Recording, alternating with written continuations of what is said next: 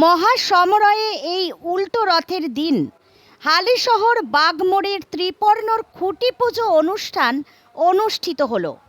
এবার তাদের ৬৩তম বর্ষ।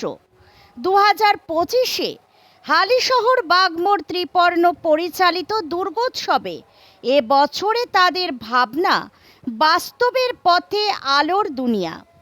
প্রতিটি বছরই যদিও বাগমোড় ত্রিপর্ণর পরিচালিত দুর্গোৎসবের পূজা মণ্ডপটি প্রতিটি দর্শনার্থীদের মনকে কেড়ে নেয়, আর এবছর বাস্তবের পথে আলোর দুনিয়া এই থিমেই সেজে উঠতে চলেছে হালিশহর বাগমোড়ের ত্রিপর্ণের দুর্গোৎসবের পুজো মণ্ডপটি।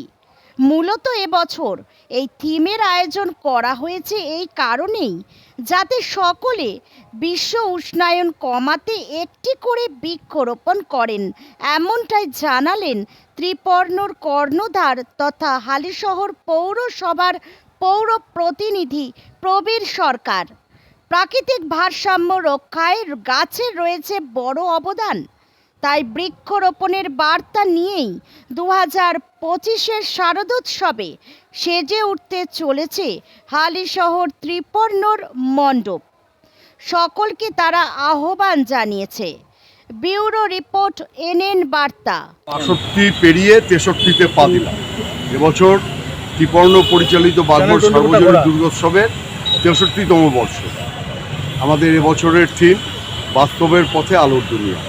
আসলে গ্লোবালাইজেশন তো একটা ভালো যেমন আছে তার খারাপও আছে, তাই আমরা সবাইকে বলছি, দেখবেন আমাদের ব্যানারের নিচে একটা কোটেশন আছে, সবাইকে অনুরোধ করছি একটি হলেও আপনারা বৃক্ষরোপণ করুন।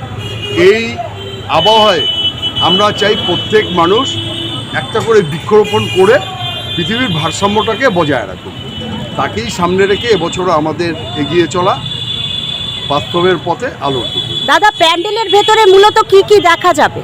দেখুন, প্যান্ডেলের ভেতরে যখন দর্শক আসবে এইটুকু আমরা বলতে পারি যে অন্যান্য অনেকবারের থেকে এবছর মানুষকে আরও বেশি আকৃষ্ট করবে, এইটুকু আমরা। গত বছরে কিন্তু প্রচুর সংখ্যক দর্শক হয়েছিল, বাইরে থেকে এসেছিল। এবার কি মানে কতটা আশাবাদী? না, এবছর তো আমরা মনে করছি আমাদের সমস্ত অ্যাকচুয়ালি বাগমোড় সার্বজনীন দুর্গোৎসবটা তো আজকে থেকে হয় না, আজ থেকে ৬২ বছর আগে শুরু হয়েছিল।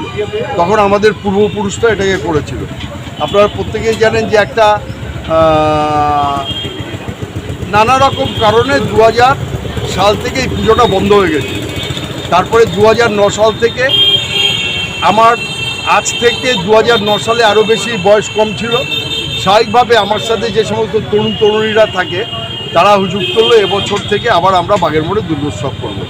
আমাদের একটা ক্লাব গঠন হলো যার নাম ত্রিপর্ণ, এলাকার মানুষকে নিয়ে, এবং এলাকার মানুষকে নিয়ে আমরা ২০০৯ সাল থেকে এই বাগমোড় সার্বজনীন দুর্গোৎসবটা করি ত্রিপর্ণের পরিচালনা। আমাদের এবছরের আশা যে আমরা অন্যান্য যত বছর ধরে এই পুজোটা করে আসছি ২০০৯ সালের পর থেকে, এবছর সব রেকর্ডকে ভেঙে মানুষ আমাদের প্রতিমা এবং এই প্যান্ডেল দর্শন করতে। কিন্তু কল্যাণীতে কিন্তু নাম করা ITI, তারপরে রথতলা, কতটা টক্কর দিতে পারবে? না, দেখুন, আমি কোনো কম্পিটিশনের ভেতরে নেই, আমরা ত্রিপর্ণ কোনো কম্পিটিশনের ভেতরে নেই। সে তো আমার চেয়ারম্যান বলাকা শিশু সংঘ করে, অত্যন্ত ভালো পুজো করে, অত্যন্ত মানে এই অঞ্চলের মানুষের আশীর্বাদ নিয়ে অত্যন্ত ভালো পুজো করে। কল্যাণীতে নো ডাউট মানে বলার অপেক্ষা রাখে না যে কল্যাণীতেও অনেকগুলো ভালো ভালো পুজো হয়, অনেকগুলো খুব ভালো পুজো হয়। এমনকি কলকাতার সাথে টক্কর নেওয়ার মতো পুজো হয় কল্যাণীতে।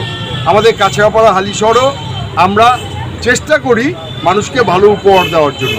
আমরা আবারও বলছি, ত্রিপর্ণ কারোর সাথে কম্পিটিশানে নেই, তবে এইটুকু আমরা আপনাদেরকে বলতে পারি যে মানুষ ভীষণভাবে আসবে এবং অন্যান্য প্রত্যেকবারের তুলনায় এবছরের দুর্গোৎসবটা ত্রিপর্ণের পক্ষ থেকে যেটা মানুষকে উপহার দেওয়া হবে